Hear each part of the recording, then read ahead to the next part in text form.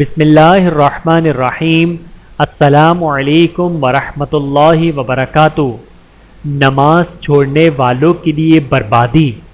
ارشاد خداوندی ہے فویل للمصلین الذین هم عن صلاتهم ساہون۔ القرآن سورۃ الماعون آیت نمبر 4 اور 5۔ پس تباہی ہے ان نمازیوں کے لیے جو اپنی نماز سے غفلت برتتے ہیں۔ آیت بالا میں مذکور تباہی و بربادی تو ان لوگوں کے لیے ہے جو نماز کی ادائیگی میں تاخیر یا سستی سے کام لیتے ہیں، اور جو لوگ سرے سے نماز ہی ادا نہیں کرتے ان کے لیے کیسی ہولناک تباہی و بربادی ہوگی، خود اندازہ لگا لیں۔